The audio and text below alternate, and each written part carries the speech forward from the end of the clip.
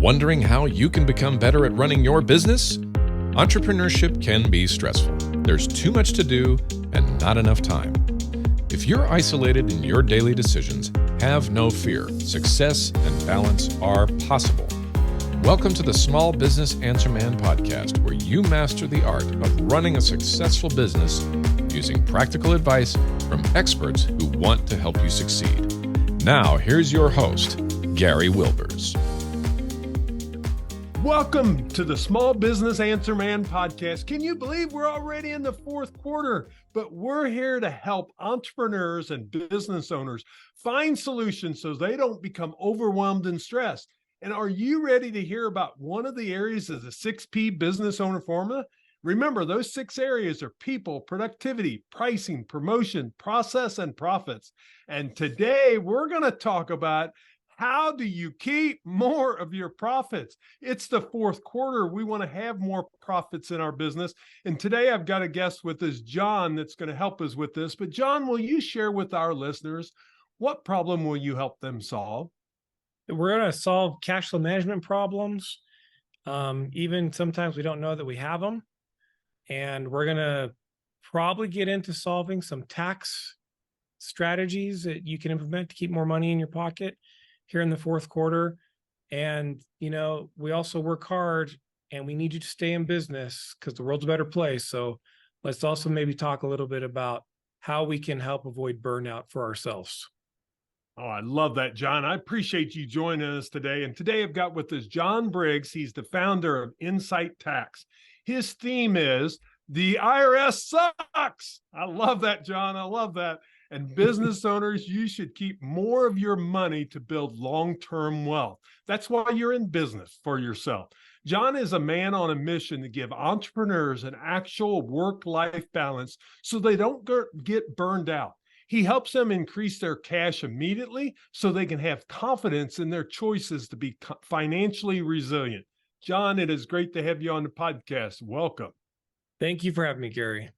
Well, as you noticed, I'm excited because this is one of them topics that when you put up their IRS sucks, I'm with you, buddy, because, we work hard for that money as business owners and entrepreneurs, and some of them really don't know the challenges it creates and they wait too long. So we'll talk about some of that as we go, but why don't we set the stage with, and you kind of said it too, about this cash flow management, and really no matter what stage of business in, entrepreneurs and business owners should think about, do they have a cash flow management system? But I want you to explain first, so we don't assume anything, what you believe that is for you and why is that so crucial for business owners? Yeah, first of all, it doesn't matter what stage, right? If I'm a startup, if I've been in business for 10 years, 20 years, cash flow is something that we always talk about because as a human, we have blood that pumps through our body, right? Cash flow is the lifeblood of our business. And too often we get so wrapped up in the day-to-day, which becomes firefighting, what fire do I have to put out today, that we neglect and don't take time to work on the important, but doesn't feel urgent right now, cash flow issues. We don't sit down to think about it. And usually because we're thinking top line only, it's really common for businesses to even outgrow themselves out of business just because they don't pay attention to cash flow management. Gary, I worked for a company earlier in my career. They did $30 million in revenue the same year they declared bankruptcy. Wow. Cash flow management is a big deal. Small business, large business. Like, we need to take the time to look at it as business owners. Yeah, I agree with you because I work with a lot of small business owners. And when cash is good, they think everything's fine. But the problem is they don't know what's coming up for some of them. And some of them don't even know what's projected the next 30 days, what go out. I mean, I literally looked early in my career with a gentleman that, man, he would go out and buy things.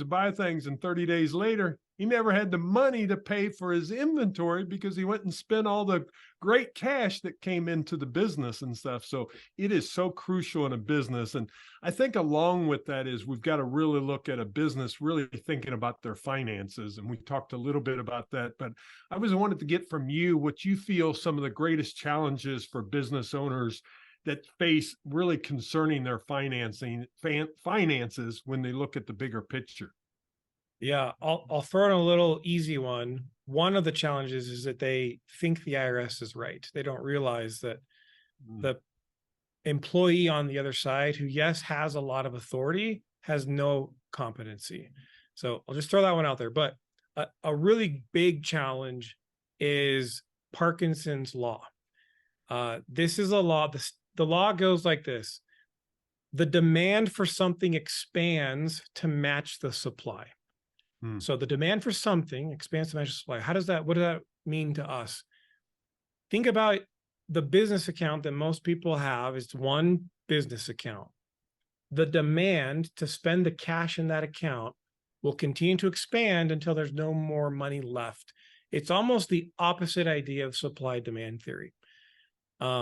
And because most business owners have one bank account where income comes in and all the expenses go out, where they save money for those expenses, you're just talking about what we refer to as bank balance accounting. Too many owners make decisions based on logging in, how much money is in the account. Cool, I'm spending it. Oh no, I had a bill, like literally the next day I get a bill. How am I going to afford this? It's like, well, you had the money yesterday before you made that decision to spend more money. So with Parkinson's law, it's a natural human tendency that we have. And so we're not really trying to say, hey, we're going to change our human nature. But if we can put boundaries around that and protect ourselves from falling into the bank balance accounting trap, our cash flow management, just by making that conscious decision alone, usually improves, and we see profitability improve because we're paying attention to it a little bit better just by exercising our natural human nature to look at the bank balances and fall into this. Yeah. Do you have a philosophy for business owners that you kind of recommend, or when you work with them so they don't do the bank balancing method? Yeah. So we mind sharing some of that? So Mike Michalowicz wrote a book called Profit First. I love that. That is the methodology that we use. I wrote the book Profit First for micro gyms. So we work with quite a few gym owners, and so we realized that the way we were implementing it was slightly different than his original concept. Obviously, I love my book. Mike's a great friend. His book is great for a generic approach. And at this point, there's like 15 different Profit First, 4 fit in a niche. But the idea with it is, it's kind of like the old methodology that maybe our grandmothers taught us of the envelope method. But instead of using envelopes, we recommend using different bank accounts. So have a bank account to just receive income deposits. Have a bank account for owner's pay. Now that could be a separate account, that could be your personal account, but when you pay yourself, it goes over there. Profit distributions, that should be another one. Saving money for taxes, that's another one. And then of course, operating expense, where you pay all your bills out of. Those are the standard 5: income, owner's pay, profit, tax, operating expense. Yeah, and that becomes so crucial. And I love that philosophy because it really sets you up to think about where your money's going to. Is that, becomes, you truly get to see it. Because when it's all in one pot, I mean, the thing is just like we have our home account and you don't have money going in the retirement and other places or into your savings, what happens? We're all human. When we see their money's there, we know we've got money to spend. So it really sets a target of what we need to do with those dollars. Yeah, it also, like, we know that the money that comes in, we have future obligations. We know that, but when we look at it and we actually see the money and we're thinking about making a decision, spending money, without boundaries like this, we forget, right? Because logically, we all know money comes into my bank account. I made a commitment to my team. If I have team members, I need to pay them at some point in the future. If the IRS voluntarily forces us to pay them every year, there's vendors, so we know that the money's not all ours. And this way, by separating it out into specific categories, we're taking care of the most important things first. And then we let the operating expenses handle themselves. Yeah, it's a great philosophy. If you haven't checked it out, I'm sure John would recommend his book, AR Profit First, any of them. Mike Michalowicz, I've shared that multiple times on here. I'm a believer in that. We actually do the method in my business, the Profit First method. Nice. So I am a firm believer in it. And I love Mike's work that he has, and I bet your book's just as great. And you kind of target it on a certain, so kind of gyms and that side of it, which I'm glad to hear that, because I've got a client that I want to share that with now. So I will share your book with them. Well, we will be right back with the Small Business Answer podcast in just a minute.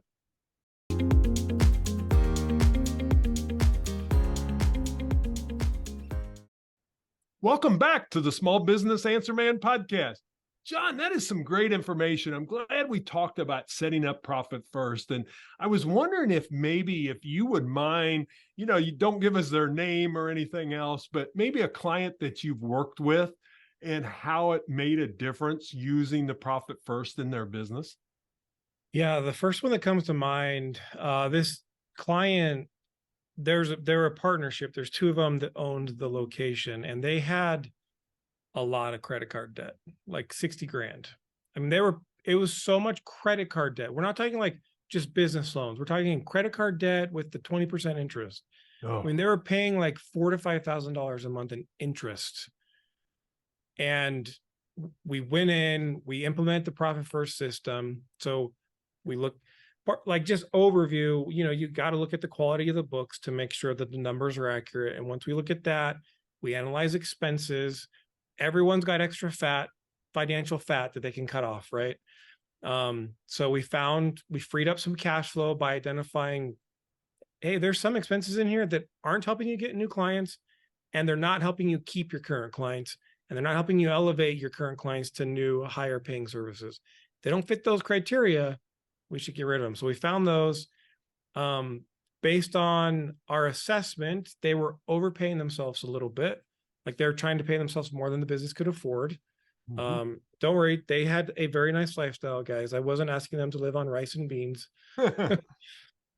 So we made some adjustments by freeing up the cash flow from unnecessary expenses, cutting back, and honestly, they just cut back on their owner's pay for just a little bit.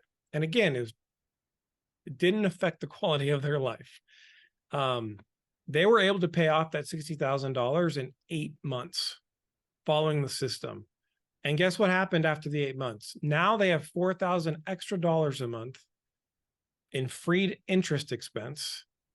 They were able to give themselves an even better raise because they had the cash flow to do it and they didn't need it to grow their business. So yeah, it's great. And then an overarching observation we had, most people have heard of COVID. Yeah. So gyms were hit pretty hard, almost as hard as restaurants. Yeah. Like mandatory shutdowns, couldn't be open, really hard to get membership fees when you're not allowed to physically go and exercise with other people. All of our clients who had the Profit First system implemented prior to COVID, they stayed in business. Wasn't exactly like perfectly easy. I'm not trying to give that picture, but they were able to stay in business where so many gym owners had to just shut their doors and they walked away from their passion forever because government shut down and they didn't have the cash flow to withstand that. Yeah. Well, and part of that system is to be planned for those emergencies.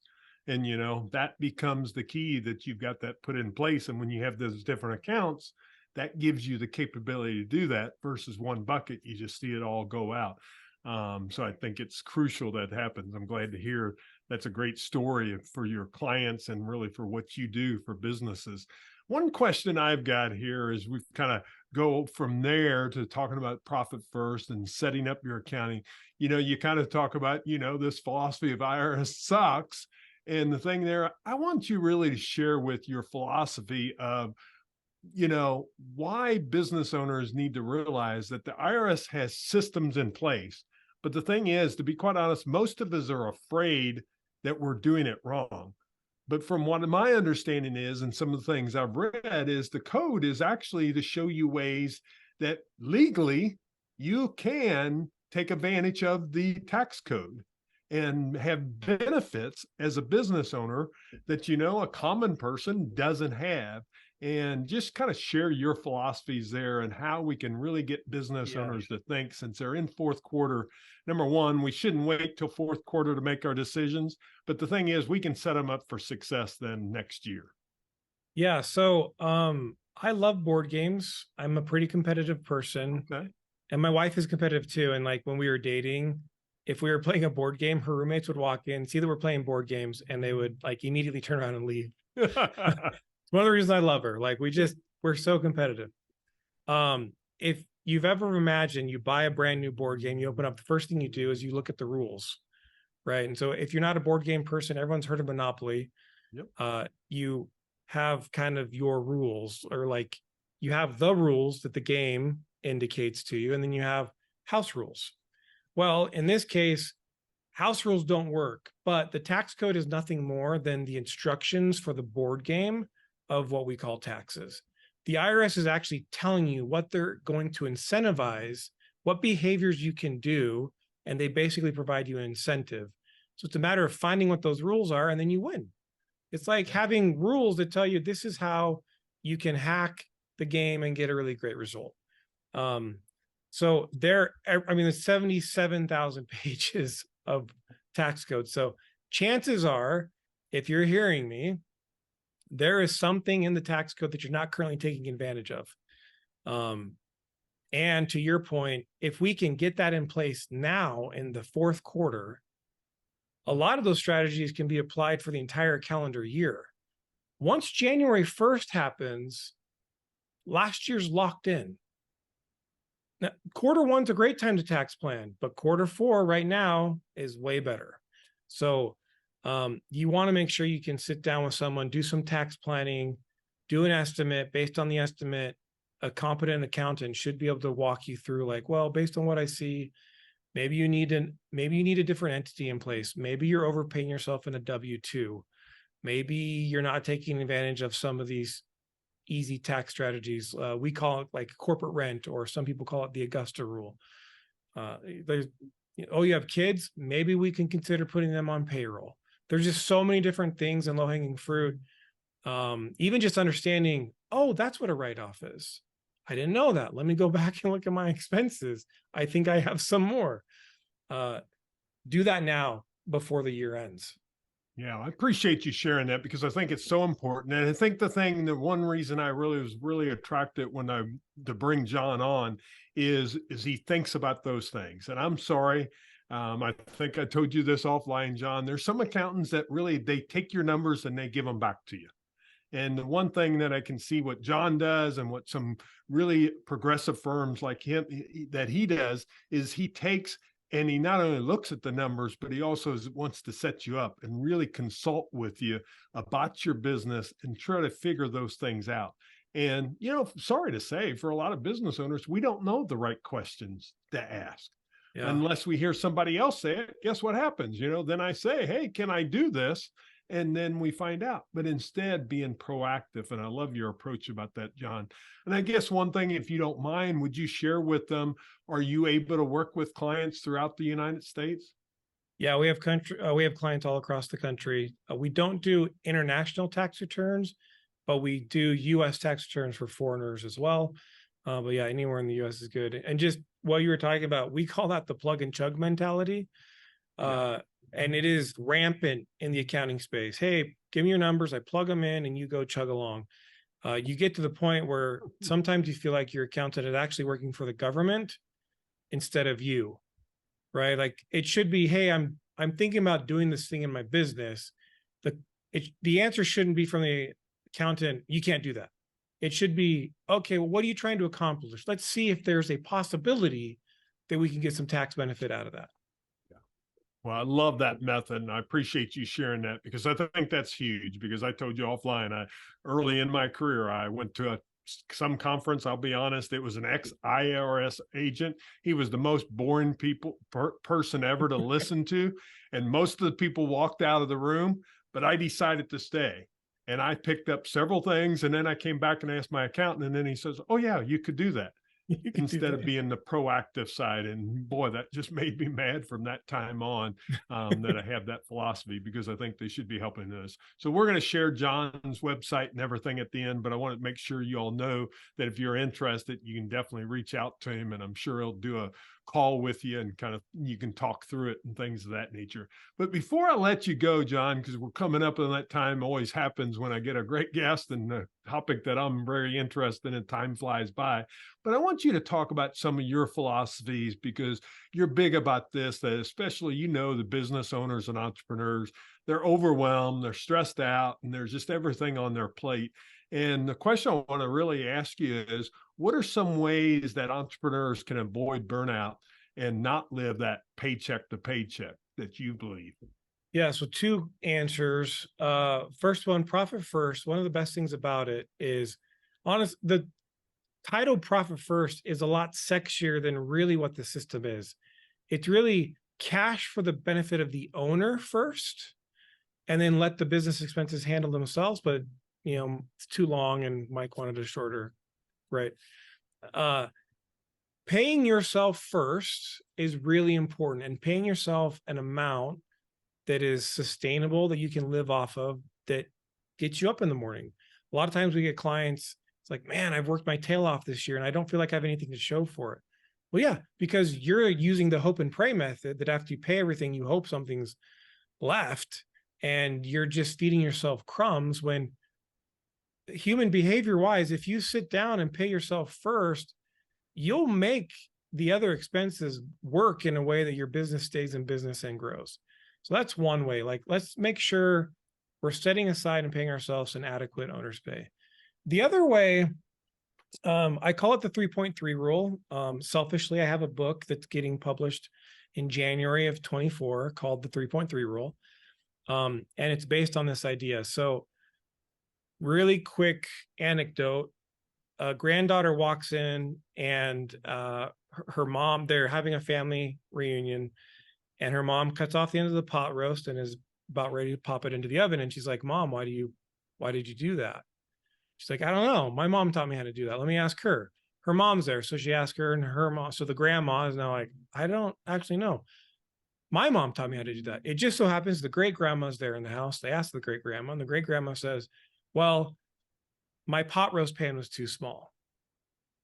So many times we do things just because it's the way it's been done, not realizing there was a reason that makes no sense now as to why we still do it that way. I want us to think about that in context of the 8-hour workday and 40 hours a week. The way it's structured is based on the fact that Henry Ford popularized it. At the time, he was kind of villainized by everybody, and now we give him all this credit for it. He did it because he wanted his workers to have extra leisure time so that they could buy his cars, and so his business would be more profitable. And yet here we are, 8 hours a week, 40 hours a work week, ended the industrial age methodology. Well, science shows we can't hold our attention effectively for more than 3 hours at a time. But it also shows that if we give ourselves a break, we can reset our focus and come back really efficient. Our brain actually has a cycle. The Princeton Neurological Institute shows that our brain goes from a cycle of focus to distracted, focus to distracted. We just need to take advantage of that. So the 3.3 rule is the most effective day is working up to 3 hours at a time, followed by a 30% recovery period. So if I work an hour and a half, I would take 30% of that, a half hour off. And when I take that time off, I'm not doing anything work related. People will get way more work done. They'll avoid burnout, and their businesses will become more profitable if they follow that instead of just, I'm going to sit down and have my butt in the seat for 8 hours. I'm so glad you shared that, because I saw some blogs you've done on that on your website, and I was hoping we was going to get into it. And then with our time cutting short, I was like, gosh, I'm not going to get to ask that question. And I'm excited to hear about your book coming out. So please let us know, because I'll share that with the Small Business Answer Man podcast listeners, and as well as our base there. But if you want to learn more about what John's been sharing with us, because we're not going to get time to cover it all, but we wanted to kind of give you a lot of information, is go to incitetax.com. Now, I'll spell it for you. It's INCITE tax.com. We're going to have it on our website. We have it on our show notes and stuff. So if you're on your app right now listening to this, you can scroll down into the notes and you're going to be able to click right onto it and go to his website. So please check that out. Check John's information out. And John, before I let you go, I've got one more question though that I've got to ask you. And that question is, what is your best advice you would give to small business owners? My best advice is based on the stage you're in your business. Your best advice is not the same best advice to somebody else. So make sure, sometimes we hear like, oh, my friend's doing that, it worked out. Well, his business is totally different than yours in a different stage. So based on the stage of your business, find what the most important thing is for you to get to the next one. Maybe it's marketing, but if I have marketing figured out, maybe it's hiring team. If I'm hiring team, maybe it's how do I create a leadership team? I think my best advice is to accept that there's not any one single best advice, but find the one thing that you need and work on that, and don't have FOMO, don't have fear of missing out on all the other great shiny objects that appear out there, but just focus on the one thing, implement it, and then move on to the next. That is great advice. I appreciate you sharing that. Please check out his website, incitetax.com. It's on all the show notes. John, we can't thank you enough for joining us, giving us some information to really think about things we can do right now in the fourth quarter, but to really get us prepared to have a great 2024. So thanks for joining us. Thanks, Gary. Now, podcast listeners, you may say, okay, what do I do this? Just take the first step. The first step is really figure out the rest of this year, what can you do? And maybe it's setting up a consultation with John and his team so that can get you started thinking about it. But you got to take the advice right now to make those changes. Maybe you need to set up some different accounts. Maybe you need to read the book, Profit First, whatever it is, or take John's book that he's written and really decide how can you make that work in your business. But make sure you take the next right step, because that prepares you for the next year. And that's really what I wanted my fourth quarter guests to do, is give us tips and advice and information that now we can implement going into 2024 to make our business even better. So thanks for joining us today on the podcast. That's all the time we have. But until next time, go out each and day and continue to grow your business. Remember, don't ascend to the top of the mountain by yourself. It's no fun. It's lonely up there. But when you help others achieve success, get success, guess what? You find significance in your life. So make it a great day and come back next week and share another podcast listener guest with us that we will have on the podcast. Make it a great day. Thanks for joining us. That's all the time we have for this week. To continue your journey, head over to smallbusinessanswerman.biz to access the tools and resources mentioned in today's show. If you enjoyed this episode, please subscribe and share it with someone who would benefit from listening. That's smallbusinessanswerman.biz. Until next time, remember, when you find the right solutions, your business grows and you get your time back.